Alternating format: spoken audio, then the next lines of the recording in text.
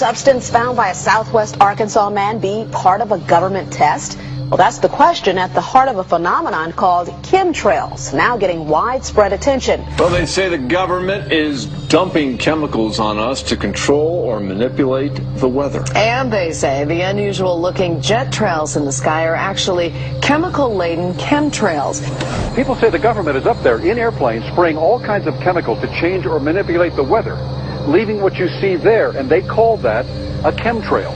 So what I look at there and I think are contrails, you're telling me are chemtrails? Yes, that a contrail would be dissipated by now. And it's interesting, Dale and Christina, this is of interest not just in this country, but European countries and frankly all over the world. A lot of folks interested in it. Well, Dave, you mentioned that climatologists and others who study the atmosphere believe that they'd be able to surely spot any kind of signs of an ominous plot. Our journey started in San Diego, California, where thousands of scientists, engineers, policymakers, and journalists gathered for the American Association for the Advancement of Science Conference. One of the topics was the artificial manipulation of the Earth's climate, also called geo-engineering. During the meeting, scientists spoke about the plausibility of implementing geoengineering campaigns throughout the world under the guise of preventing global warming. One widely accepted theory was to block the sun by spraying something into the atmosphere. When they were asked about existing aerosol programs, they stated clearly that no such programs have ever been implemented. But strangely, these proposals sounded exactly like what people around the world are claiming is already happening. When I found out that the American Association for the Advancement of Science was going to be held down here and the main body of topics would be on geoengineering, I had to come. I had to be in on this. I had to hear what these top climate change scientists had to say. And that's the other question about chemtrails and whether geoengineering is being deployed right now without our knowledge. I don't have any personal insight into that, other than to say that I worked in government at pretty high levels in the White House and in at state government. I'm personally skeptical of that. But obviously you never know what we don't know. Chemtrails. On the internet, they are cited as proof of the government creating clouds to combat global warming. They claim the American government, with the secret approval of the national government, is covertly using jet aircraft to spray population centres with aluminium, with barium, and with strontium so as to reduce people's immunity and reduce the global population. I'm always a little bit suspicious because the government doesn't seem that capable to do something on such a large scale. That is not rain, that is not snow. Believe it or not, military aircraft flying through the region dropping chaff. Small bits of aluminum, sometimes it's made of plastic or even talicized paper products, but it's used as an anti-radar issue, and obviously they're up there practicing. Now, they won't confirm that, but I was in the Marine Corps for many years, and I'll tell you right now, that's what it is. What happens here, military jets, some come out of Key West Air Force Base, and they move up into the atmosphere, and they drop Mylar strips. Some could be a little wider, some are small glass fibers that are coated in aluminum. And what the Air Force does is they take their military jets and they dump these out of the aircraft, they fall into the atmosphere, and some take as much to a day to fall down. This is inevitably military or something going on. The government, the Air Force, you see this kind of a pattern like this, you can rest assured there's something going on. They're actually little bitty magnetic and little bitty strips of, whether it's aluminum. Well, it's a nuisance to you and I to determine what's real and what's not, but it looks like it is a life-saving operation there for the military. The apparent motive behind this conspiracy theory is one world government. Order, I cannot hear. Mr. Speaker, I want to assure the House that both my ministry and my colleague, the Minister of Health, who have received correspondence on this issue, that this conspiracy theory does not have an iota of truth, and that the trails observed from aircraft simply come from jet engines. Question number 9 of order. And I think what an appalling example it is of the new Foreign Affairs spokesperson for the Labour Party that she's spreading conspiracy theories about the United States government.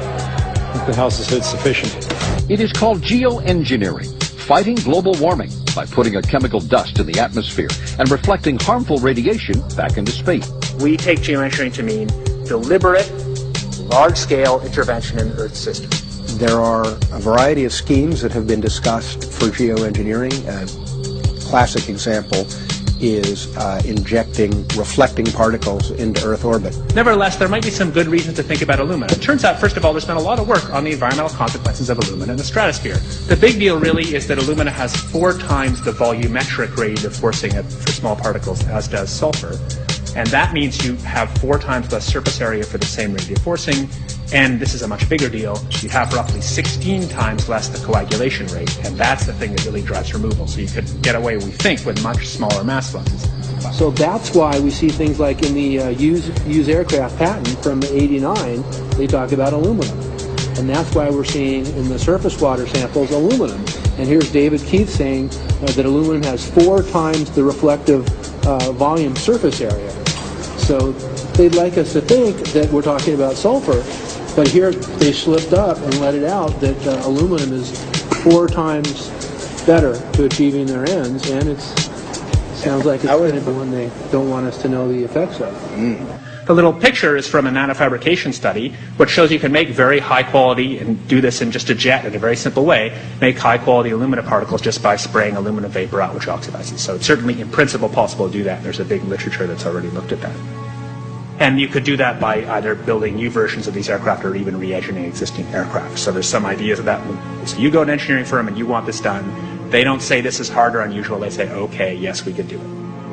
Aerosol geoengineering looks like it is so cheap that the cost is basically not going to be an issue. That means that implementation decisions will be risk-to-risk decisions. The risk of doing it against the risk of not doing it. And it makes the problem of how we govern it fundamentally harder and different and novel. So I've told you that it's cheap to deliver materials to the stratosphere, and I'm convinced that's true. I don't think that will change. But I think the more we do research, the less easy this will look, the more complicated the environmental effects will look, and that's a good thing, because right now it looks too easy.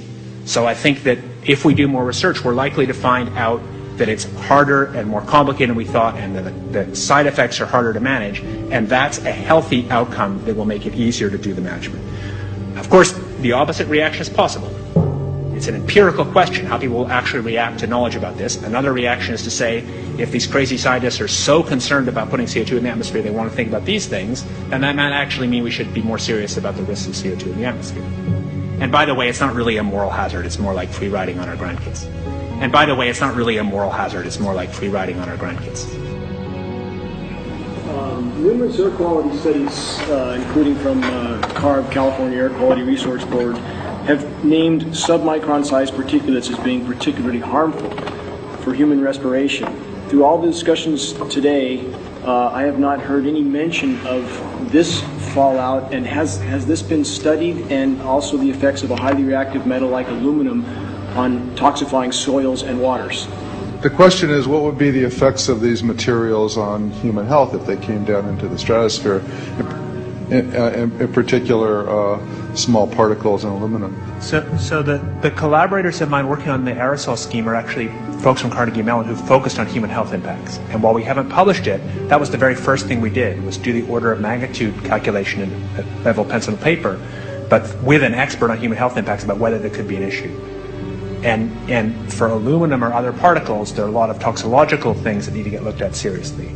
But if you're just thinking about the sheer number of particles and the human health impact of small particles, the answer is, well, we haven't published it. That was the first thing we looked at with some of the leading experts who do epidemiological research on human health impacts, and it's not even close to being an issue. Clarify, so 10 megatons of aluminum dumped into the atmosphere will have no human health impact. So let me be more careful here. We're to separate out the toxicological. So the alumina, we've only begun to research and published nothing. Alumina, we've only begun to research and published nothing.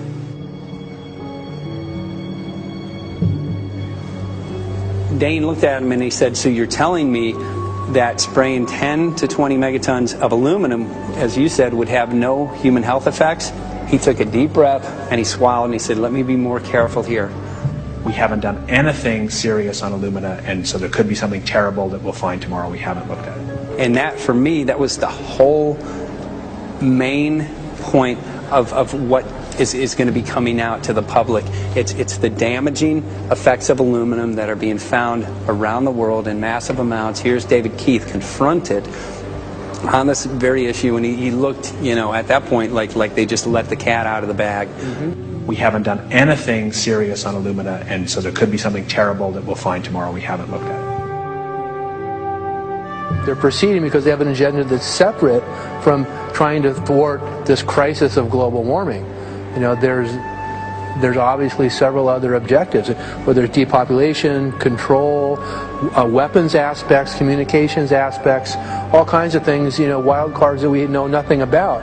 We don't really know, and I'm not going to attempt to speculate on exactly what the agendas are, but we can see clearly the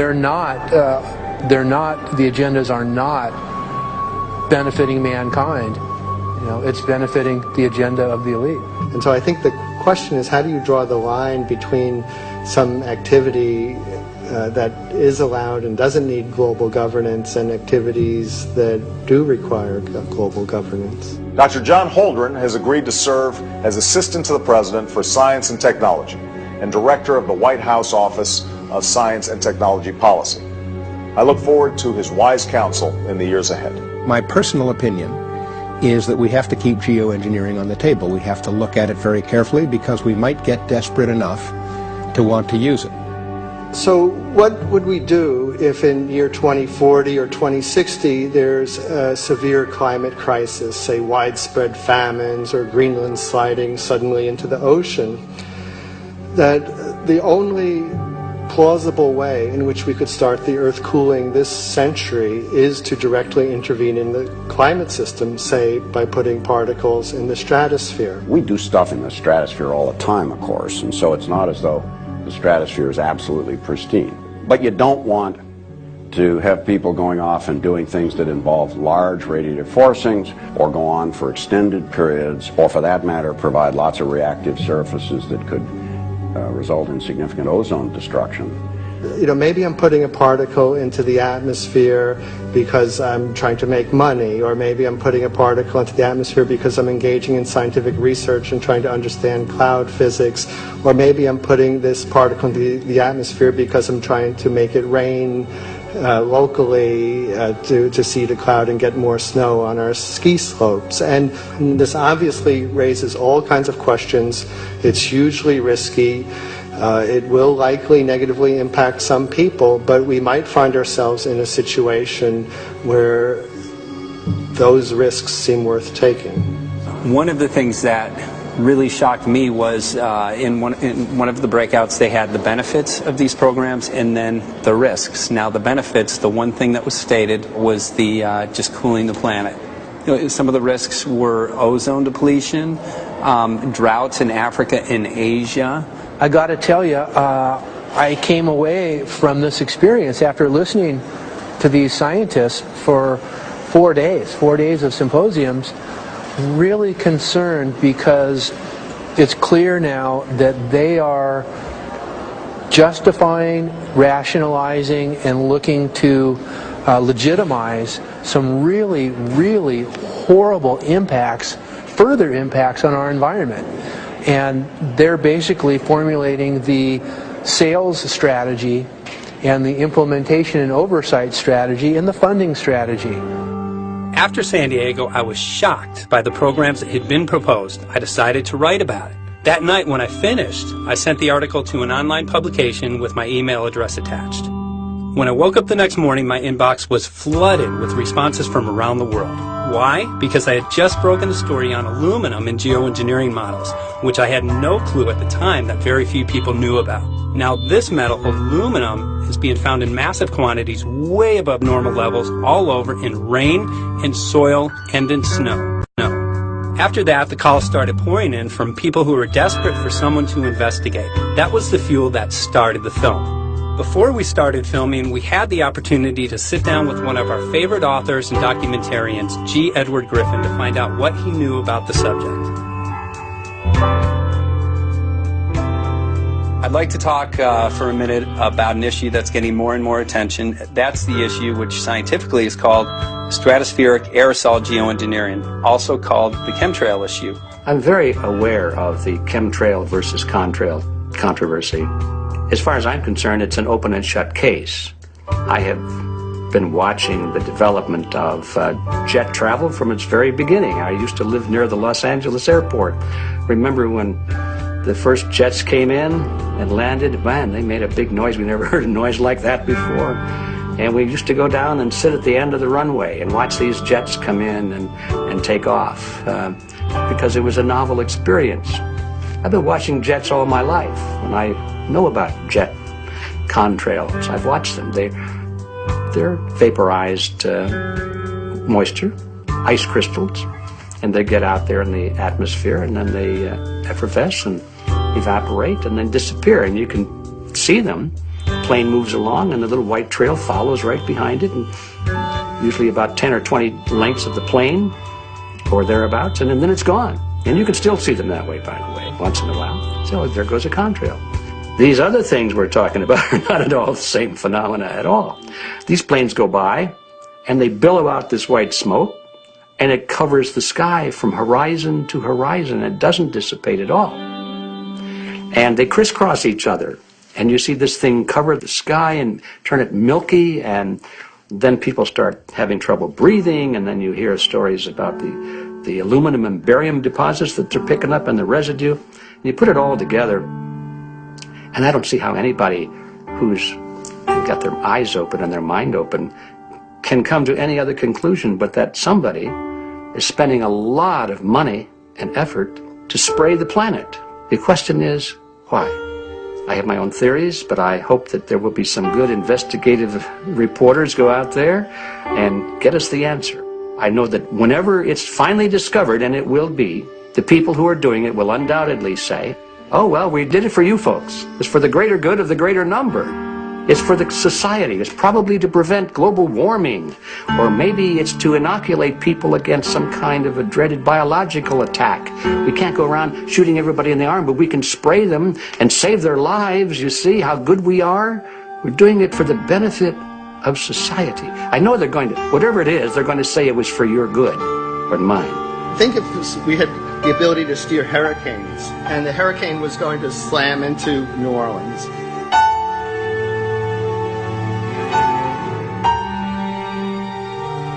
And let's say you could steer it so it would hit Mississippi instead, where for 100, that means I would be willing to more or less kill 18 Mississippians to save 1,800 New Orleanians. And if you do that knowingly, are you murdering those 100 people? And there's all kinds of equity issues there. Now, also, we might be wrong about our steering, and if we didn't do the research right, maybe our steering would intensify Katrina and even kill more people in New Orleans. And so this question of how do you develop the confidence to know that your intervention will reduce overall damage, and then how do you deal with the understanding that you might be damaging some people who wouldn't have been damaged before while saving people overall? The spraying appears to be mostly in NATO countries. I've seen it here in the United States, I've seen it in England, I've seen it in Scotland, I've seen it in Canada, and I've had reports from people who live in France. There's a grouping, there's a political grouping here of some sort. It's international in scope. It's not just an American phenomenon, it's international. And anybody that wants to investigate that, I think, has to take that fact into consideration. They're going to find a political grouping and a political motive here. But in my humble opinion, it's not in your good or mine at all. I don't know what it is, but we'll soon find out.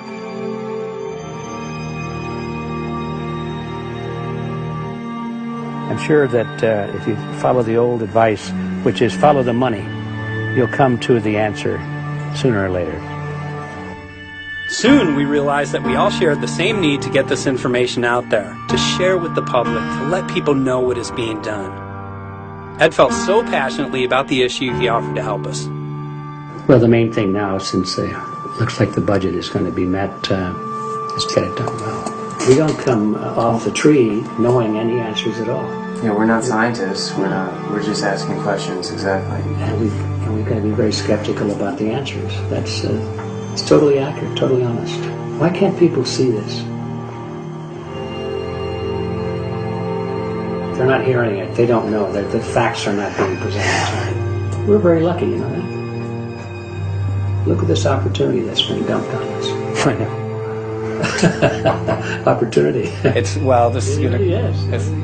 This is going to be a battle, I know that. A challenge and a battle, but I mean, why are we here if it's not for that? We're going to go to a short break with DJ Foxy. Can't go to get hold tomorrow, so it's going to be you for the moment. I'll call him again. So. Sounds good. I saw the sky crisscross with chemtrails, and I can't remember if it was in LA or I was on the road, but I had looked up one day, and I thought, look at that. That's not the flight path, man. That was a grid, a regular grid. Yeah. Over the city, and I couldn't believe my eyes. Milky white clouds. And, you know, it all seems very obvious, and now the evidence of what we have on the ground with the aluminum, the barium, strontium, and with what we see in the patents and what the geoengineers say are going to happen, I mean, for the everyday Joe, this is a slam dunk. This is a very delicate moment for the powers that be, because they're taking a covered-up operation like the tropospheric aerosol program, or chemtrails, Project Icarus, whatever. It's had many names over the years. And they're making it overt into a geoengineering scientific shield to deflect sunlight because global warming's out of hand. So at this very moment, the belly of the beast is right above us with no armor. Whether people believe in chemtrails or not, the geoengineering should be scary enough. And when people learn about geoengineering, chemtrails will then become apparent, because they're the same. So you're talking about global conspiracy here. Geoengineers propose doing this on a global level. Off to Redding, California. Guess this is the second step after the 8 AF meeting. We'll see what we find.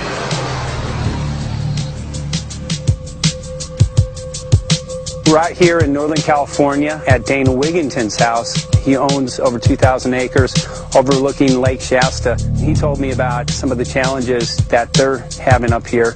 Let's go and talk to Dane. We'll see, what's going on his property. We'll see what he's going through, and also what action he's taking based on the test results that he has.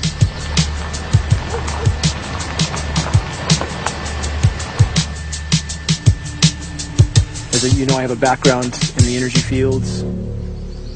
I worked in the first solar plants in the continental U.S. in the early 80s. My home was on the cover of the world's largest renewable energy magazine, so this is my background. My goal has been to alert the public there is a mountain of toxic material falling on us, period. Before about 5 years ago, our skies were typically blue, and now you see it's covered with lines and haze, and virtually nothing you see on the horizon, nothing you see in the sky above us is a natural cloud. I mean, it is virtually all the remnants of these aircraft lines that you see fanning out, spreading into clouds, artificial clouds, but the sky is a very dirty look to it. There's not the white cloud blue sky that we had only a few years ago, but it looks like there's some sort of massive industrial activity or forest fires burning over there, and we see that typically every night. You see even down to ground level, the clarity drops off significantly, and we don't see that except for the days when we have these long, lingering trails that spread and cover the whole sky, and on certain days you can see these trails actually dropping vertically like a veil. We assume the particulates are descending, and we have the tests to prove that we are being inundated with levels of aluminum and particulates that are literally tens of thousands of times what would already be considered high. So we're not talking about exposure to a slight percentage higher of these toxic materials. We're talking about quantities, for example, off the side of Mount Shasta. If you can pan back, that's a landmark in Northern California, considered to be a pristine water source. Aluminum or snow sample off the side of Mount Shasta tested 61,000 parts per billion. This is just ordinary snow water, and people are drinking this stuff when they're hiking on the mountain. And remember, government action is required at 1,000. This is 61 times over the government limit, and our hikers are drinking this poisonous water on Mount Shasta Mountain itself. Barium, 83. Strontium, 383. So this summer, the people climbing are drinking poison. Basically. I certainly wouldn't want to drink 61,000 micrograms per liter of aluminum. And again, we've already seen in 5 years soil pHs in this area that have escalated 10 to 12 times, and we can prove that conclusively. Well, this is not speculation. We can prove conclusively that these metals have been in the rain. We have duplicate samples. Bachelor of Science in Forestry, International School of Forestry at Missoula. Master's in Zoology, specialized in aquatics. And 35 years with the U.S. Forest Service as a wildlife biologist. And before that, several years with the USDA Soil Conservation Service as a soil conservationist. Also have run the botany programs, range and grazing programs. And I continue that today. Right now I do a lot of master gardener consultation work. When I started this garden back in about 2005 or so, the pH here was 5.5, 5.6. This is the old soil survey of the county. You can look at the page right here. This is my soil right here. It's a Dietz 125, 126 here at my house. And here, the soil reaction pH should be between 4.5 and 6.0. And over there in the pure mud, it's even a little darker. It's 6.8 right there. And what can this do to plant life and ecosystems?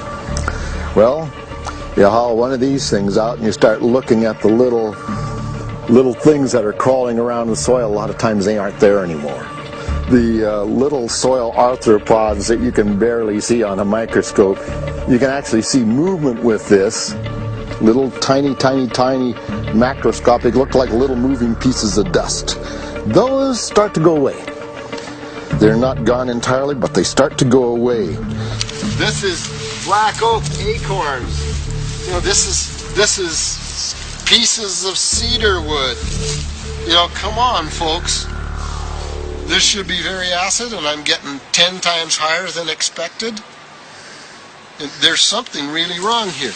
But you can see all those reports, lots of them. Have over 20 reports here. Well, at least 20. I'd say it'd be closer to 30. All revealing dangerous amounts of aluminum and barium. You know, the science is there that something funny is happening, and the naysayers say, well, so what? Isn't neutral good? Well, no, neutral's not good. Neutral is not good. If your soil is supposed to be 5.6, it should stay 5.6 if you want the forest to be healthy. And if you want to grow a good garden, you have to keep your pH around 6.0, 6.5.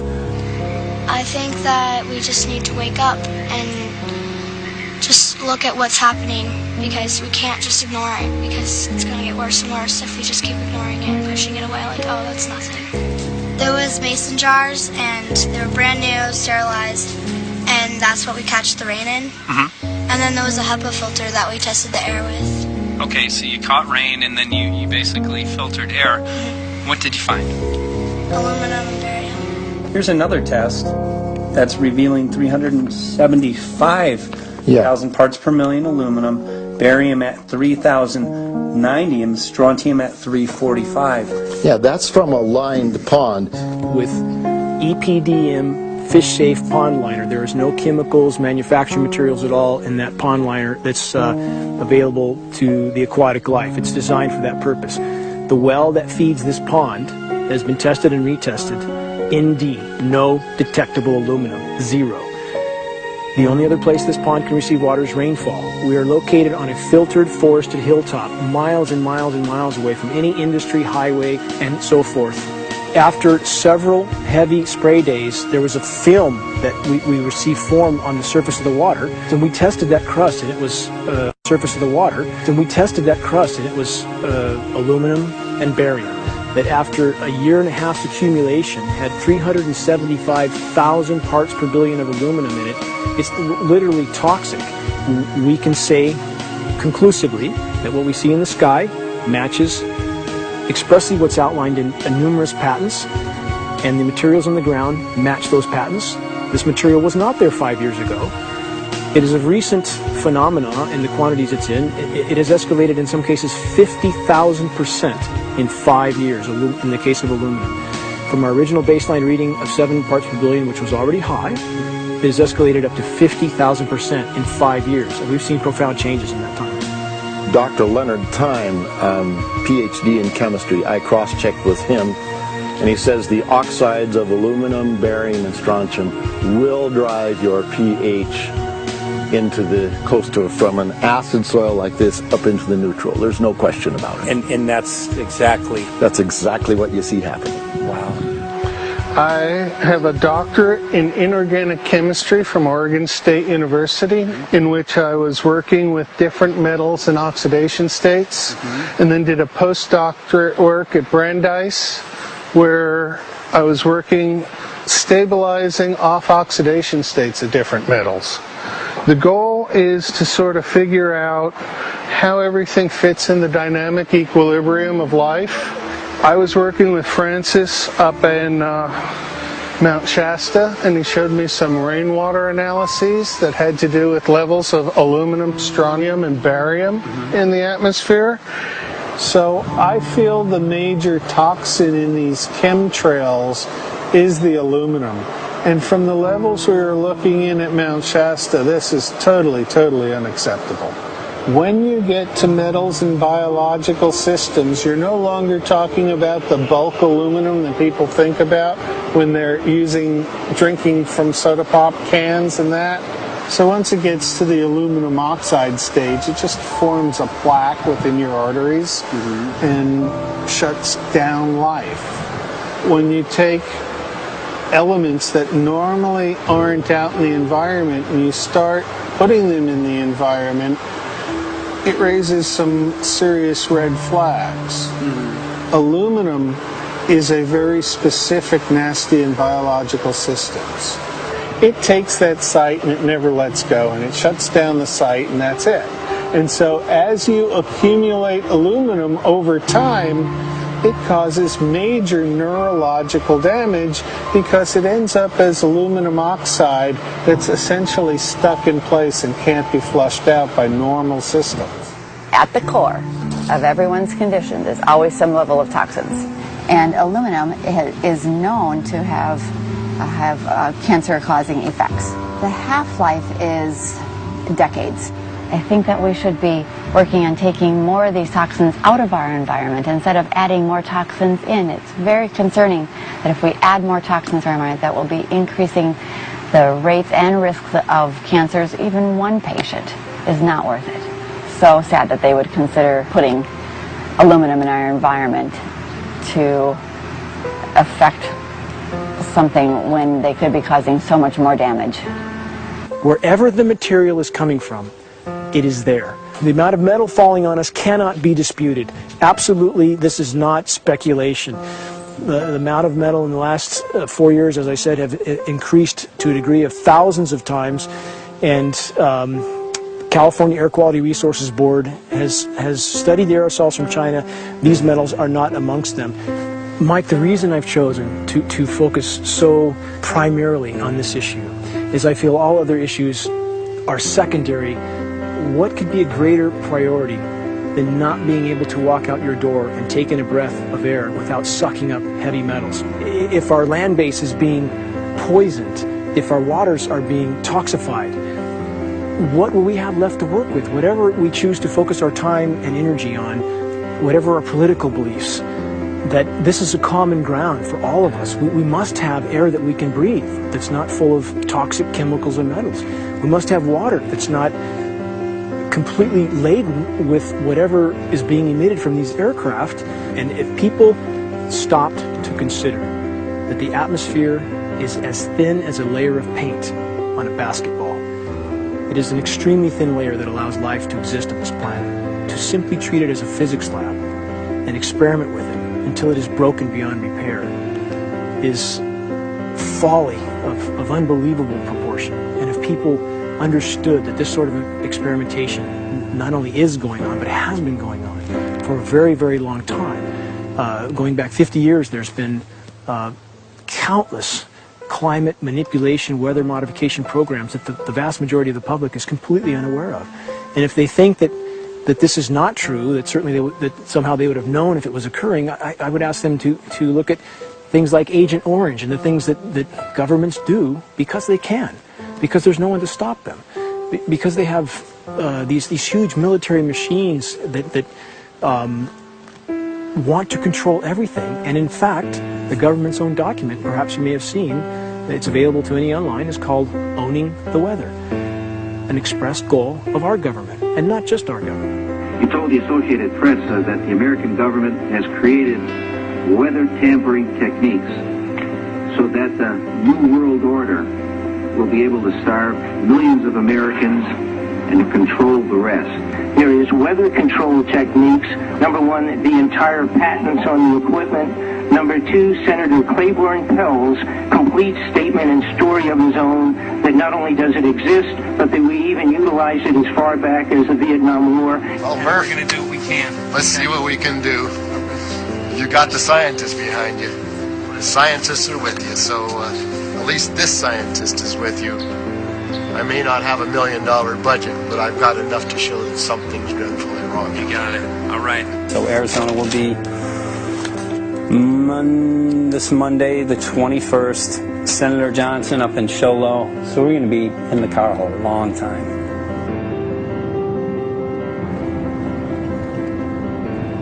Well, it is such a pleasure. This is such an excellent place back here, I'm telling you, Michael. But you know what? We love it. It's so private and it's so quiet and peaceful. And please come in. My name is Karen Johnson. I served in the Arizona State Legislature for 12 years.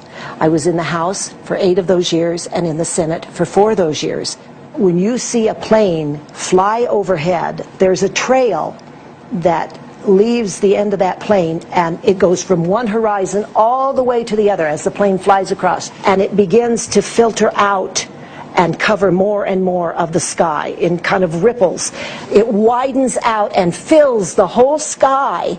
I mean, how could anybody think that that was the case? And then to live and to be underneath that and know that whatever is in that is falling down upon you and upon your animals and upon the earth. And I mean, it's frightening to me. And if people don't start really waking up and facing the fact that we've got people that are doing terrible things to us, and we had better wake up and fight back now. I mean, I'm the mom of 11 kids. I've got 35 grandkids. I mean, I've got a stake in this. I care about what is going to be left for my children. I care about it, and I'm extremely worried about what is going to be left to them.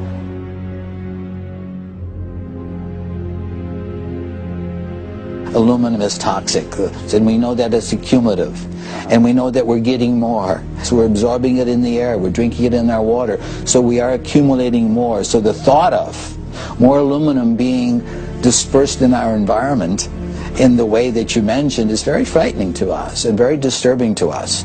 Those of us who have done any research on this are really quite concerned that we are ill-informed about this issue, and mostly that it's being done. Aluminum is toxic. We know that it is. We can debate as to the amount of toxicity that is going to be disturbing the body, but as far as really accepting the fact that it's accumulative, it's synergistic, then we have to conclude that it's not a good idea to put it in our atmosphere, especially when we know we're getting increased amounts, and especially since we know that the scientific communities around the world are pointing a finger at the heavy metal toxicities, at the toxicities that we're absorbing in the day-to-day food that we eat and the air that we breathe. The concern is off the charts about why is this happening? Why is this being allowed to be sprayed continually all over the United States, all over the world? Who is paying for this? I mean, the incidence of Alzheimer's has just skyrocketed, which evidently has to do with an accumulation of aluminum in the brain cells. I mean, I think almost every family has been touched by a member as they get older having Alzheimer's. And it's a horrible disease. And to say that, well, this just came because people drank soda pop out of aluminum cans, you know, when my father passed away with Alzheimer's and he didn't ever drink soda pop, you know, that explanation doesn't ring true with me. And so I'm wondering, how much did this chemtrail spraying back in the Illinois area affect him? Aluminum and fine metal is an accelerant. Our friend who's a firefighter up in Pine, Arizona for 20 or 30 years says that the wildfires now that they're fighting are way beyond anything they've seen before in intensity. And when you look at the air samples and you see the fine particles of aluminum, which is very flammable, and magnesium settling on the trees, this is causing unprecedented savage wildfire. But if you look at this, you can see these are parts per million. They sent this to me, and I just found this to be extremely interesting because we should have like 2 parts per million of aluminum in our air. And this is saying that there's 39,000 parts of aluminum. That's astronomical. Barium is high. I mean, these are way off the charts of what people should be breathing or what's coming down on them. And, you know, if people wonder why their health is deteriorating, why they're having to go to emergency rooms, why they can't breathe, you know, why they're getting Alzheimer's, this has been planned. We have elites, I don't know what you want to call them, one worlders, Illuminati, I don't know, whatever you want to call them. But with these people that don't care about the average person.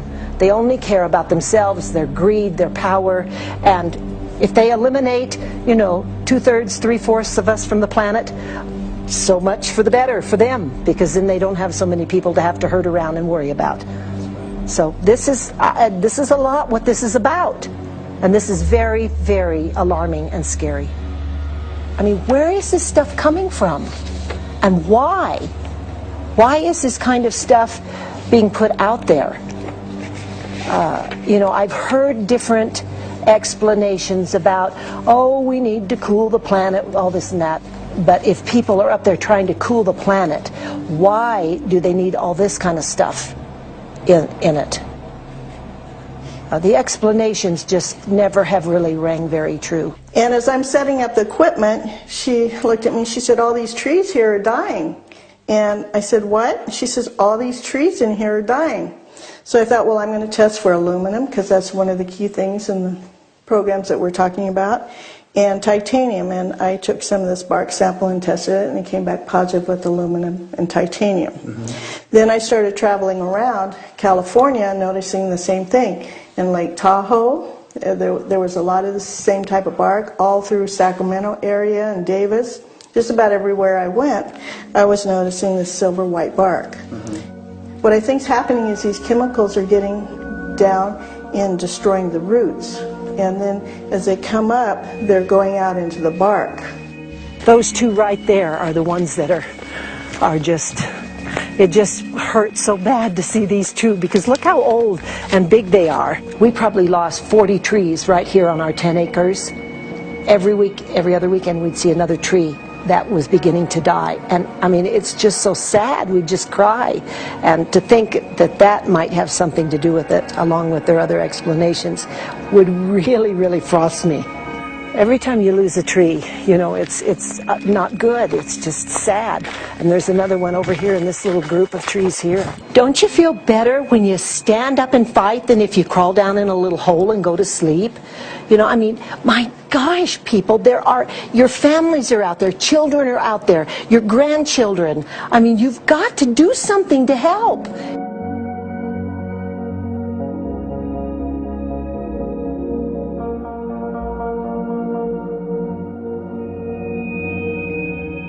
My greatest hope is to get people to question, and hey, if they don't wake up while we're there, I'm hoping to plant some seeds. We're going to the most beautiful place on the planet, Hawaii, to see what's going on, collect some data.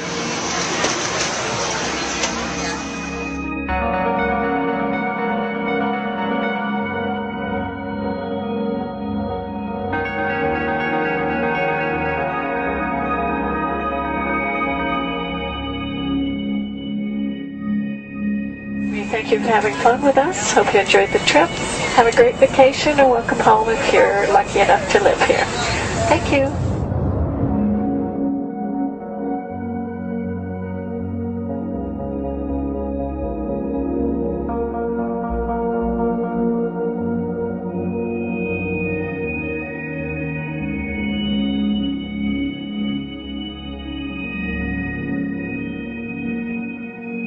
The whole valley's off the grid, so it's either solar, wind, or generators.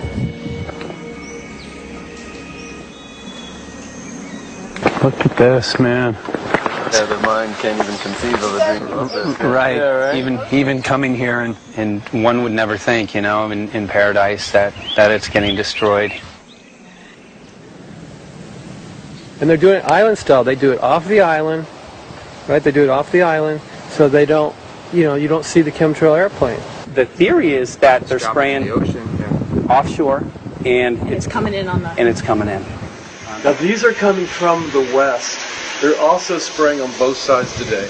A lot of this stuff is actually chemtrails coming this direction. There's material that's blocking. We should be able to see to the horizon, where the Earth curves, because we're high enough and we have the ocean, right? So we should be able to see. We should be able to see the Big Island. It's only 30 miles away. And you can see it's not a blue sky behind it. That's the key. It's all has that kind of weird looking blue, like silver blue, I call it. And this is a nice day. There's no more blue sky. The night we're going to look at the stars at night, and it's like you'll see. You can count them. There's so few stars at night now. There should be hundreds of thousands of stars, and I can count the stars. There's like one here and one planet here. It's like you might see some nights you'll see 100, some nights you'll see 10. This is what concerns me. This kind of stuff right here. It's just soft. Okay. This just comes right off, this bark. That's not natural. For I've seen hundreds of thousands of coconuts, and I've never seen it falling apart like that. Look at this, you guys. I've never seen anything like this. I used to trim trees all the time in the Big Island. I've never seen anything like that. That's why I'm concerned. Not an easy task that you have here on the island. I could see the skepticism because it is so far beyond anybody's reality. It's amazing. It's just amazing to try to look through somebody else's eyes. Like my eyes, I can see this it's like night and day, and other people it's just the illusion is just so deep. What do you think would happen if everybody awakened to what was going on and what the plans were of geoengineers? I think they'd have a revolution in Hawaii if people really understood what was going on. What's your concern for? I know that you love the land here. What's your concern about the chemtrails? Well, that we won't be able to live here and grow our own food, and that our health is going to be compromised. You think it already has been? Yes. And the thing is that they're doing it every day here, every day. So it's hammering, micro doses every day. And then, of course, it's getting in the environment, and of course, it's weakening the plants. And it takes a couple years for this to actually weaken the plant. So we're asking for GMO taro. We're asking for GMO papaya because we can't grow our natural seeds. We can't be sustainable. We can't truly, be here as God created us to be. So my friend convinced me to do a hair analysis on my daughter. So we went ahead and cut close to her scalp and got some really recently grown hair and sent it in. I was just sure that my daughter's hair was going to be so clean with the lifestyle that we live. And lo and behold, it came back and her levels were really high in aluminum. This is the chart here. This is the reference range, and this is where my daughter is. 23.1. Aluminum. The skies are covered with a white mist, and I look up at night anymore and I don't see the deep, dense stars that I used to, and I can't help but think this obviously has something to do with my daughter's health. I don't know where else these heavy metals are coming from. Yeah, I mean, look how old she is. Yeah. She's been isolated here. Here, and she's... here. Anybody looking at the situation would be like, this is paradise. This child should be like superhuman. Organic foam. And here you are getting all this heavy metal stuff. She has the highest level of aluminum on the chart. Never had a vaccine either. Folks, these people are playing God. They are playing God. They're manipulating the weather, and they're spraying stuff into the sky. They are trying to geo-engineer everything, including your plants and trees and your ocean. Well, tonight, we're just hoping that instead of not looking at it, you'll start looking into it, because I really believe from the bottom of my heart that we are in a real crisis. I really do. They are proposing dumping 10 to 20 million tons of aluminum into the upper atmosphere. What does aluminum do? It changes the pH of soils, which is toxic to plant life. Also, it's very toxic to human health. Are they doing it? Well, let me tell you about my experience and what we found. We have much evidence that not only suggests, but I believe prove that they are happening. Jeff, what's going on? And as I promised, we're joined right now by a very special guest, Michael J. Murphy, currently on location in Hawaii. He's working on a documentary film called What in the World Are They Spraying? Michael, welcome to the program. Great to speak with you today.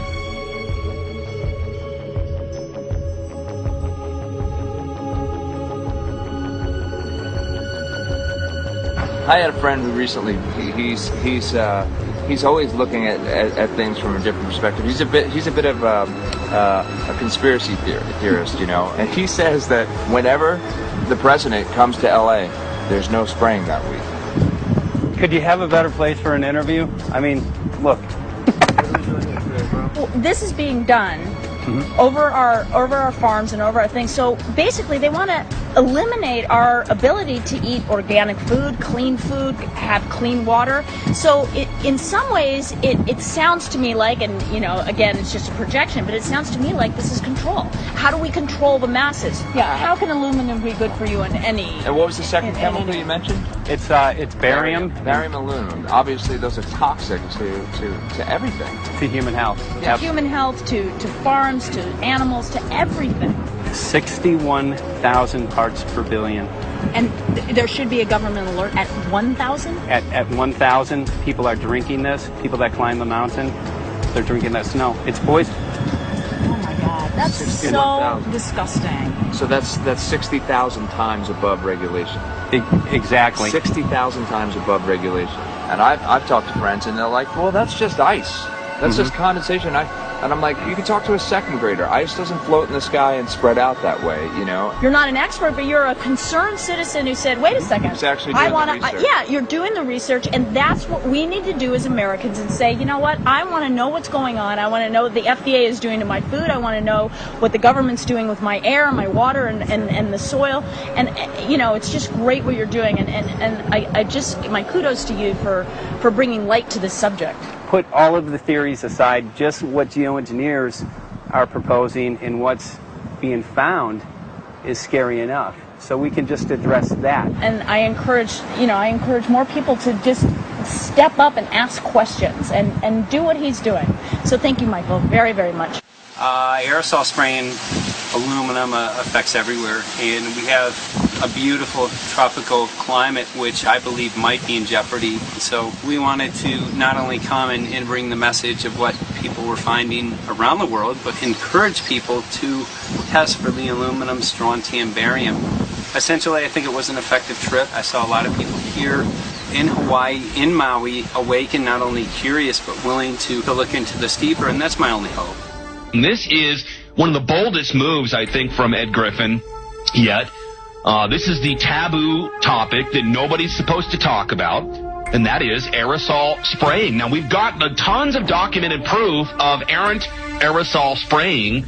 It just blows my mind that the whole essence of humanity has always been to look up into the sky and ask why. Though there are no limitation, there's endless space, an endless universe. Now, in the 21st century, we're not allowed to do that. Anyone who looks up and sees the giant grids and the X's in the sky that weren't part of our existence until just a decade or two ago is somehow called a kook. And the people that are the best and biggest proponents for the revolution and for liberty, they don't want you to talk about it because you could discredit them. It seems to be an industry that's being built up to milk the taxpayers by undergoing some kind of a giant global spraying program to make all kinds of money on the project, and they don't seem to care really what effect it has. They're not trying to experiment to see if humans can survive it or anything like that. They just want to get this stuff up.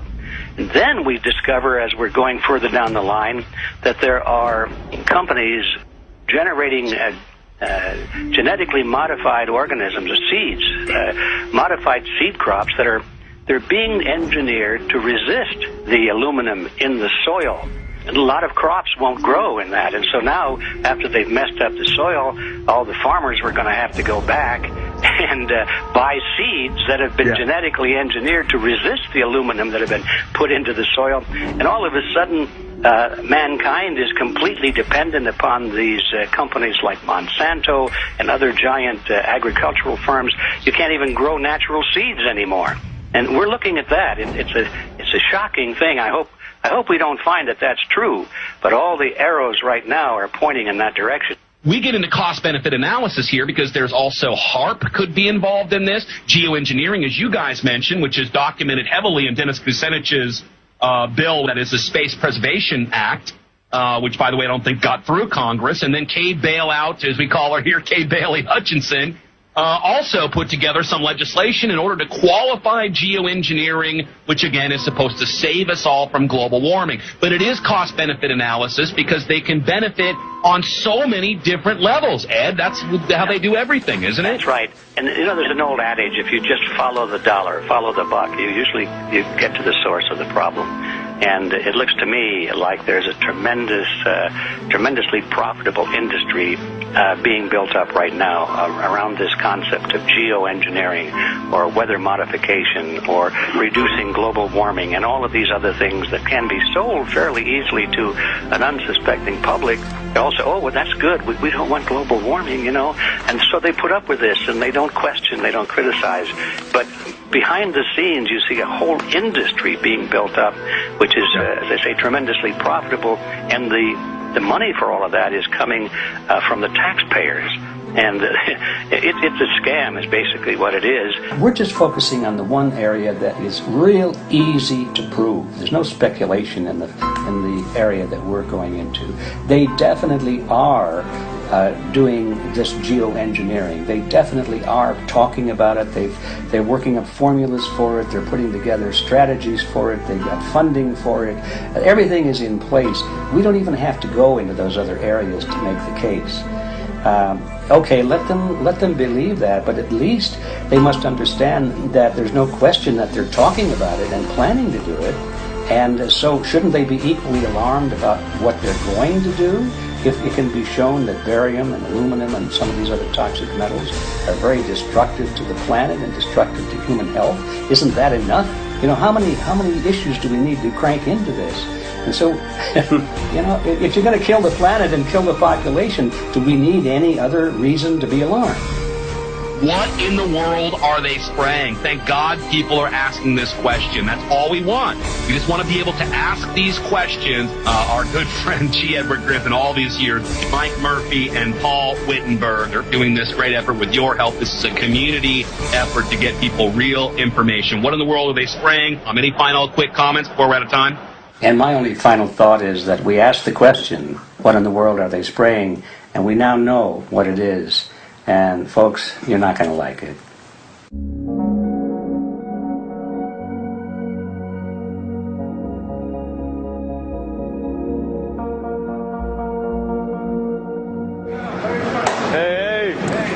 I'm Peter Vreken. I'm from Belgium. I'm 54 years old. I can't believe it myself. I'm a very happy and grateful person. We are doing the job the police, the Justice Department, or the Environmental Department should have been doing.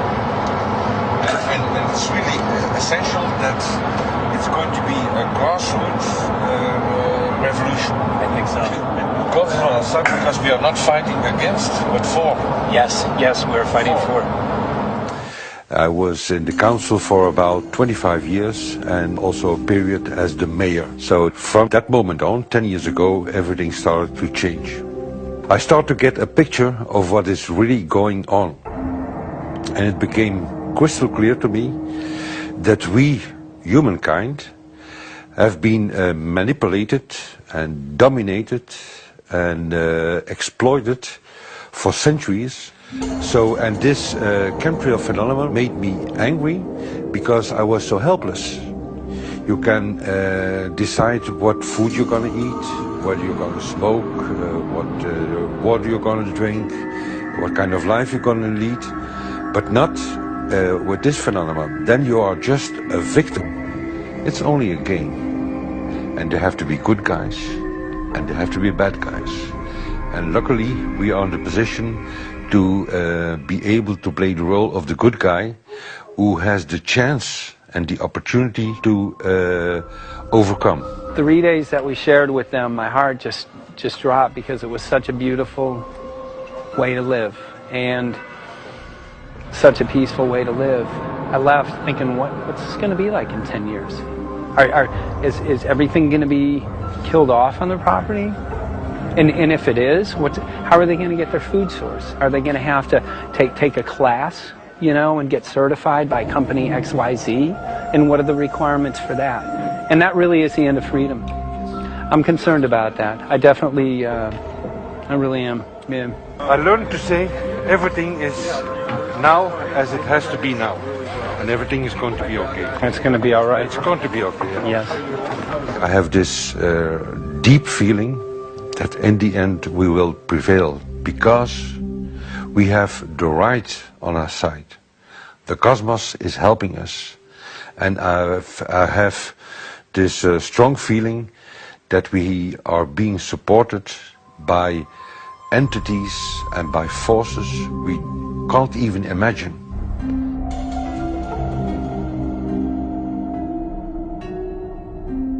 Here for the first time we have this scientific proof that we are being spread. We are being spread, and it's incredible and it's hard to believe, but we are being spread. I think at this moment to stop is not an option. Once you know it and once you have a tool like this and an opportunity like this, that the issue of chemtrails or persistent jet contrails or whatever name you use for it, that this phenomenon is recognized as being real, publicly debated on. In the context of geo-engineering, I think it's high noon to bring this to the public. This is what the sky is supposed to look like. These are old paintings. We forgot this, I'm afraid. In the years that I have been a medical research journalist, I have looked at many things, and I found the same three issues in whatever I'm looking at. And that is that we are being dumbed down, we are being made sicker, and we are being made infertile.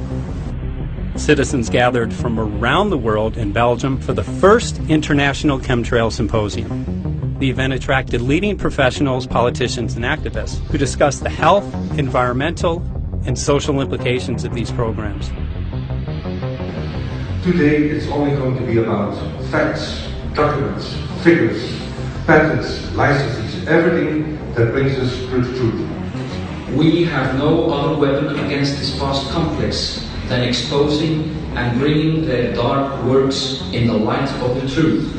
We have the hope that by our efforts, more and more people will become aware of the fact that we are deceived by our leaders. So today, we, as a family, join forces with the people who publicly made known to the world that chemtrails are not a conspiracy theory, but a conspiracy fact. From the Technische Universiteit Delft in the Netherlands. Ladies and gentlemen, please welcome Koen Vermeeren.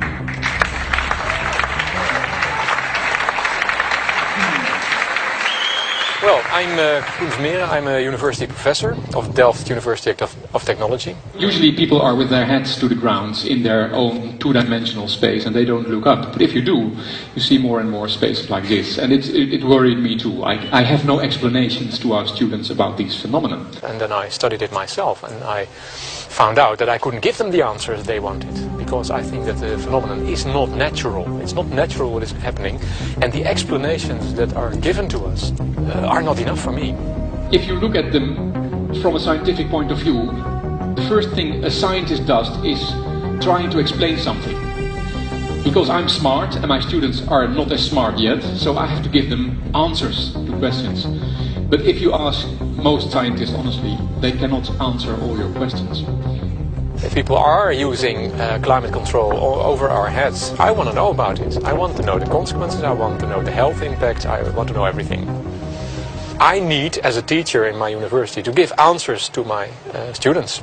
And they have good questions. And I don't have the answers. And I want to know. Excellent. And we should discuss this. Ladies and gentlemen, for here you in the auditorium and for all over the world, Michael Murphy.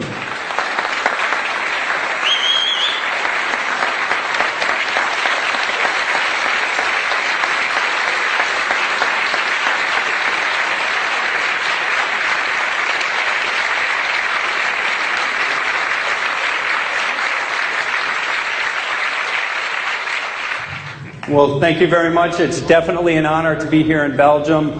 The people who are in power control everything. They control the markets, they control us. Now they're even controlling the weather. And they can use that for warfare applications. The one thing that they cannot control is what God had originally made, and that's natural organic seeds. This is called the Hegelian dialect. It's called problem, reaction, solution. The problem here is massive amounts of aluminum, things starting to die. The solution is company X that says, hey man, you're not getting yields on your crop. Everything's dying. But I got the solution. I got a seed that will grow in this environment. The only problem is now you have to start buying from me. We're a little concerned that maybe part of this agenda could be to kill off anything that's natural and organic and re-engineer it with aluminum-resistant GMO seeds.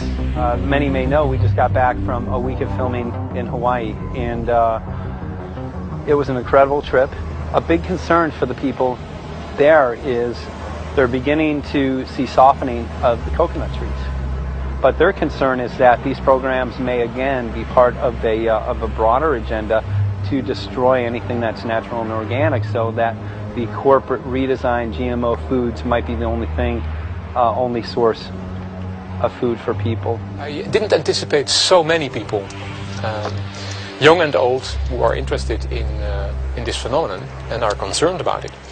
And I especially liked the address that the young girl gave today. Only 17 and already making an address to the audience. That is, well, incredible. My name is Sofia Xenidis.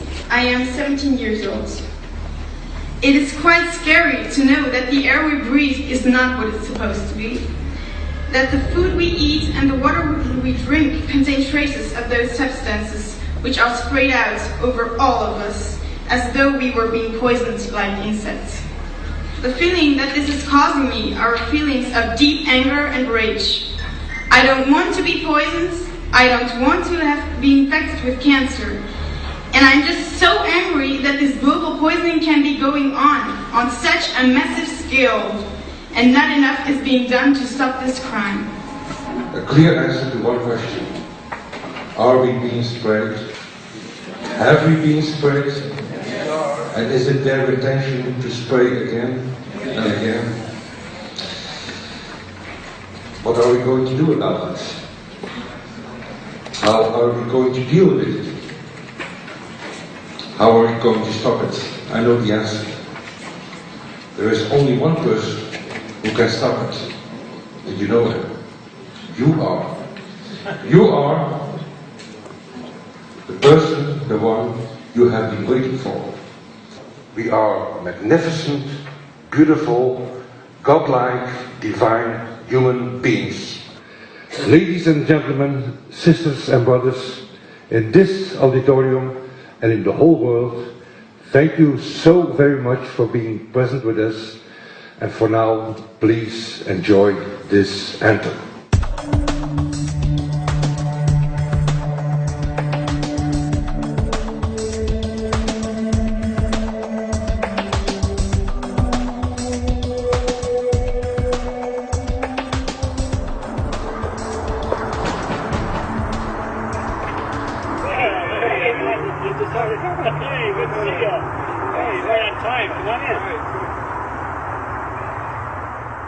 So, anyway, I'm glad that the weather's been good for you fellas so far. Just think if we were doing this in the wintertime, you might, if you're going to Washington, D.C., you might run into snow. Thank God we're not. That's right. You know, it's interesting because of the different weather modification programs. There's something like, I think, right around 32 in the continental U.S. alone going on. So the theory is that geoengineering is in part weather modification. You know, Mike, that's a very good point. There are so many subsets connected with this issue of geoengineering. People are writing to us all the time with information about the connection to global warming, the connection to weather modification. Some people think there's a connection with Morgellons disease. Others think it's kind of a means of transmitting electromagnetic impulses from the HAARP antenna system up in Alaska and Siberia. Boy, it gets your head spinning. And each area, I think, is worthy of investigation, but we have so little time. I think it's wise for us to stay focused on just the aerospraying and the toxic effect of these chemicals and the destruction of the planet and the damage to human health. What more do you need than that to convince people that we have to put a stop to it? So to stay focused, I think, is our mission on this one.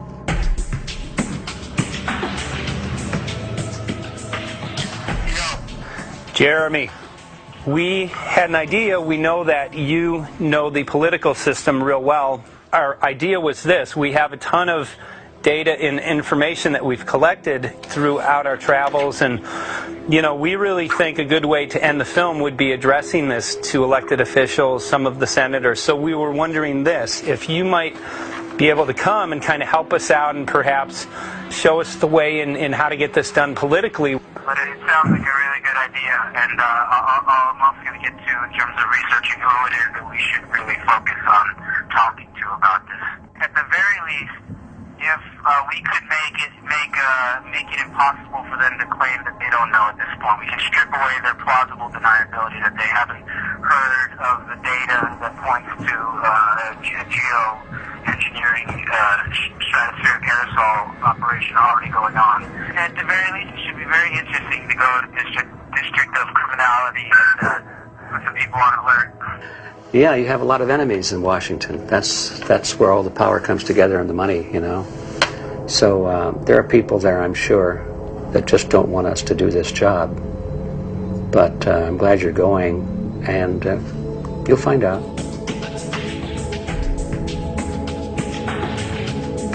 We took the data to Washington, D.C. There we presented our elected officials with the following letter. According to the 5th article of the Bill of Rights amending the Constitution for the United States of America, no person shall be deprived of life, liberty, or property without due process of law. But the daily spraying is depriving all persons living within the United States of life, health, liberty, and integrity of our common and private property without due process of law. As a representative of the people of the United States of America, we insist that you do everything in your power to protect us and immediately put a stop to geoengineering spraying at once. There exists no justification, legal or otherwise, to poison the planet and its inhabitants. Now suppose that space aliens arrived on, maybe they're going to land at the UN headquarters down the road here, or maybe they'll pick a smarter spot. But suppose they arrive and they give you a box. Suppose they arrive and they give you a box, and the box has 2 knobs. One knob is the knob for controlling global temperature, maybe another knob is a knob for controlling CO2 concentrations. You might imagine that we would fight wars over that box, because we have no way to agree about where to set the knobs. No global governance, and different people will have different places they want it set. Solar engineering is like chemotherapy. No one wants it. But we all want the ability to do chemo and to understand its risks, should we find ourselves with dangerous cancer. How long does it last up there? The lifetimes are years. What, years? A couple years. And then it what, precipitates out, or? Yeah, that's correct. No toxic side effects that we know of? The thing we always wonder about is the unknown. Yeah. So if you're thinking about, say, the acidification, it's clear that's not a problem. There's several studies that showed that. Right. But of course the concern here is with so little research, there may be some unknown that comes out of left field that bites us. My name's Mike Murphy. I'm a filmmaker in from Los Angeles. We're covering an issue called geoengineering. Okay, thanks guys. Senator, quick question about the issue of geoengineering. I'm afraid I don't know what you're talking about. And wondering if you were supportive of geoengineers' proposals of spraying 10 to 20 million tons of aluminum into the atmosphere. I should really get a briefing paper on it before I give an opinion. Oh, not a problem. Are you aware of the issue? Not completely. At all? Okay. Do you have a letter from constituents, and people have concerns? Yeah, We're making a documentary about the I don't know. You guys have credentials to be here? Yes, we do. We pass through security as well. Endowed by our Creator. I think so. Please don't touch my property. You're lying. No, why? What did we lie? What did we lie about, sir? No, we're not. What are we lying about? Lying about what?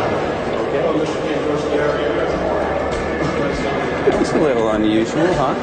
I haven't heard that. You're not aware of it?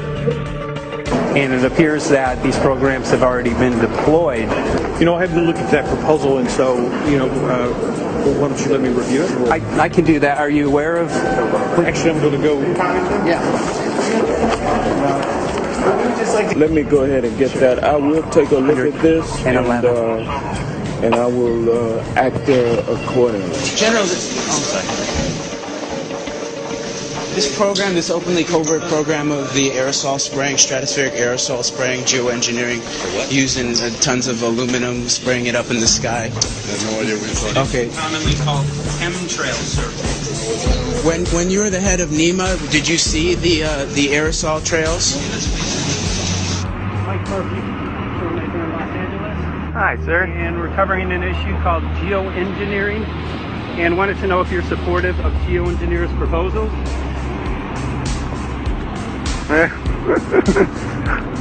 Congressman? Hey, Congressman. I'm wondering if you're supportive of geoengineers' proposals, which is dumping 10 to 20 million tons of aluminum into the atmosphere. Pardon? Okay. You make an appointment to my office. I'm not supportive of it. I haven't looked at it so I don't. Have you heard of the issue? Because it's becoming mainstream in public, and there are actually congressional committees which are being formed to talk about these programs. Mm-hmm. Yeah.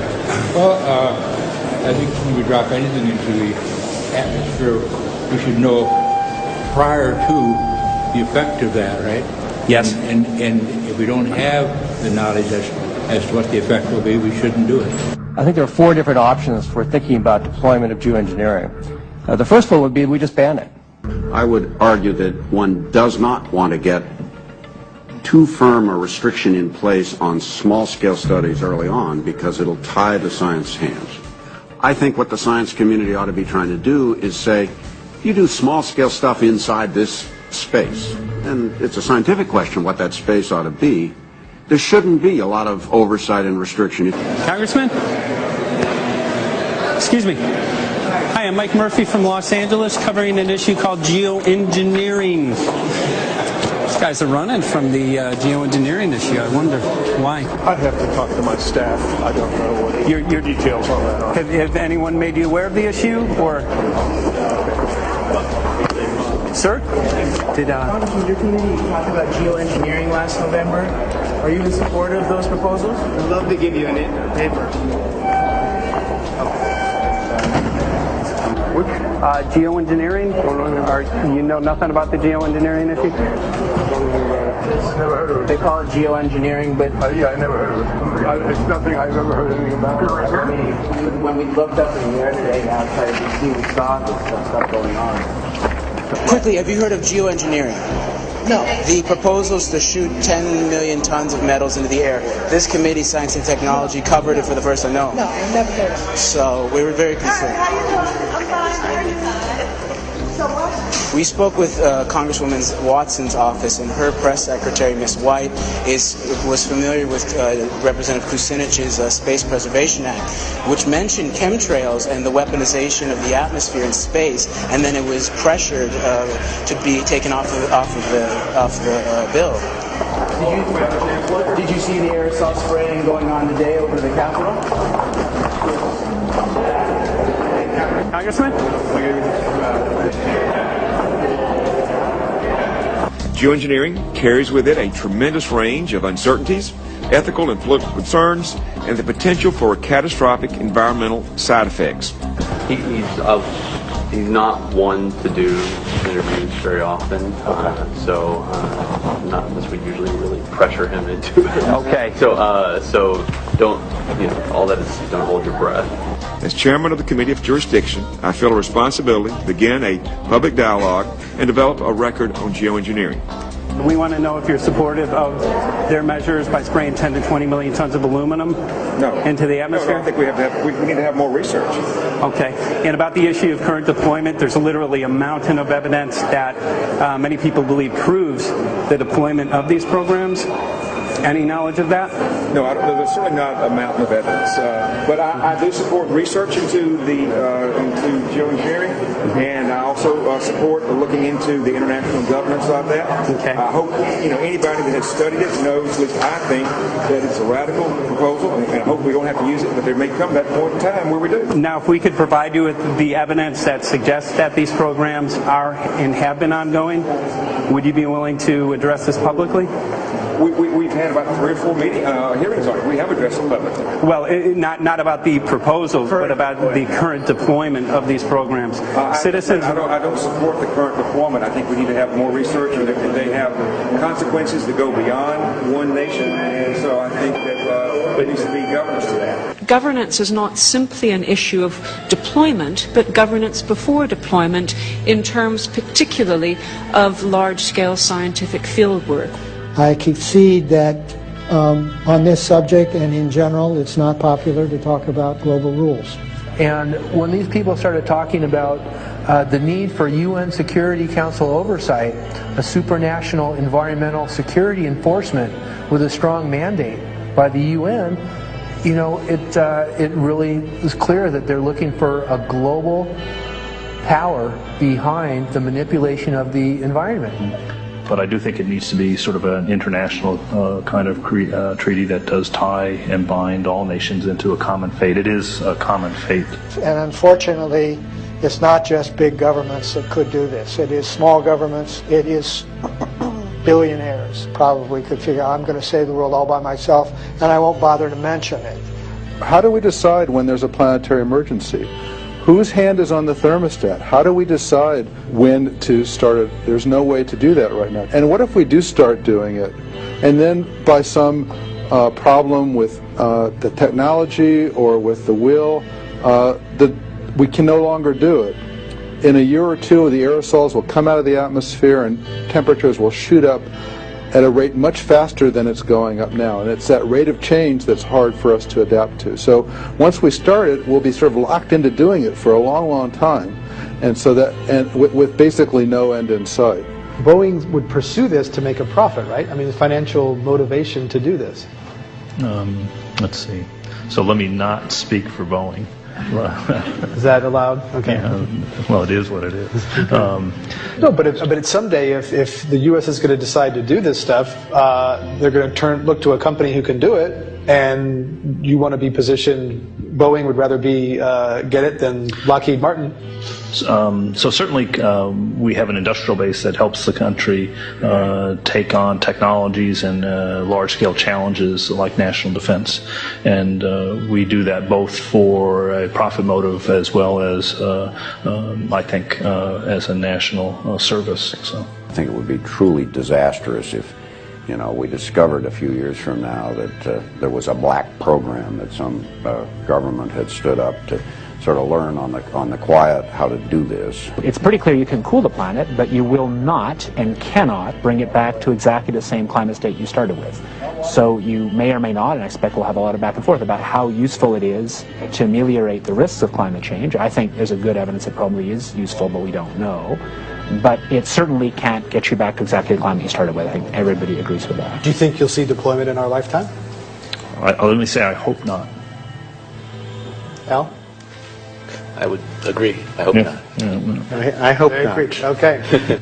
I see this as something like an evacuation plan. That you build big dikes. Maybe that's the emissions reduction to try to keep the flood from wiping you out. But that if that flood should come, that you'd like a plan for what to do in the event of that catastrophe. So I see these options more as a catastrophic response option and not as a way to reduce risk of everyday climate change. You would advocate mitigating consumption of beef as a means of accomplishing your objective?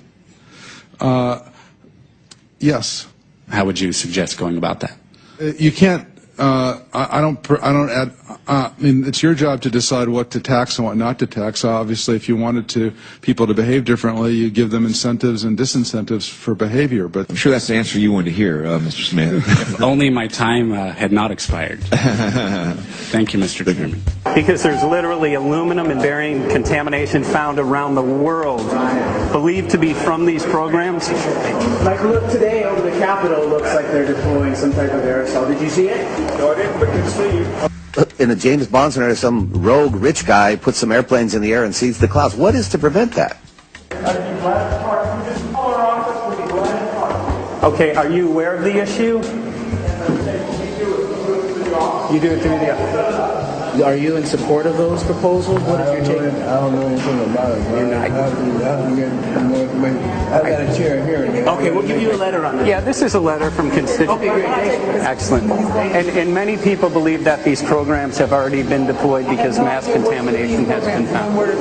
Geoengineering programs, stratospheric. Got it. Yeah. Spraying from airplanes. Okay. So what is happening? People from around the world are finding contamination. Let me take care of this and I'll talk to you when I come back. I'll be back. Thank you very much. We see that even though we might make the average temperature of the planet about right, the rainfall patterns change some from today.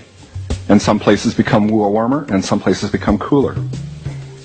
So there are going to be winners and losers in this geoengineering activity if we were to do it. But nevertheless, as David has said, there are reasons why we might consider doing it. Many people are deeply concerned about it because of the toxicity of aluminum, and it has been addressed to Congress in various committees.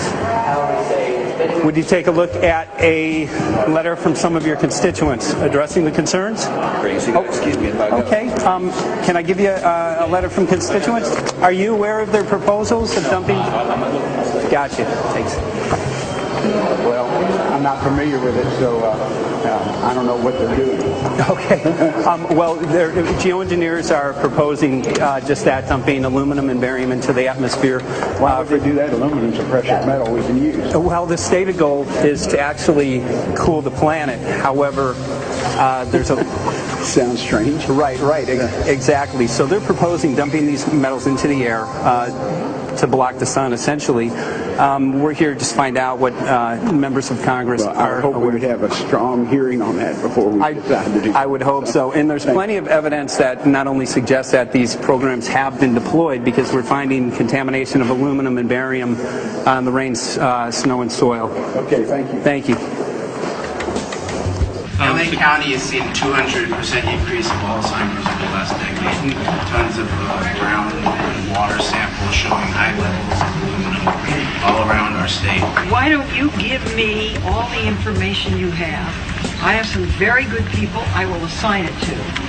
And if you get it to Mr. Lavelle, He's got my card and send me an email. Lavelle. Okay. He's got my card and send me an email and Sounds great. We'll be in touch. We are investigating this, and there's literally a mountain of evidence that suggests that these Okay, programs move are that going on. mountain over to us. You Let got us it. take a look at it. And look up, looking you. up into the sky, and you'll see some of it. Oh, okay. You will. You can All see right. the aerosols being sprayed out of airplanes quite a bit. Okay. So thank you. Yeah, the future of humanity is definitely dependent on it. So we're counting on people like yourself to take some proactive steps. So thank you very much, guys. You're very welcome. Appreciate Thank it. you. Thank you. Right.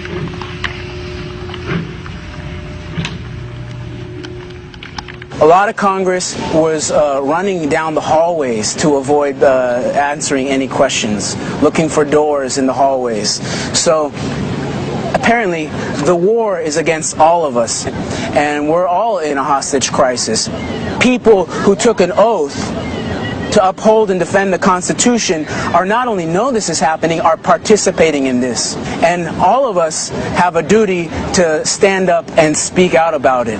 Why is the water being contaminated? Why is the soil being contaminated? Why are aluminum-related diseases going up? And it's affecting all of us, and thus we all have the duty to stand up and speak out and get educated and stop this. For our own sake, for our children's sake, it is a crucial moment in history right now.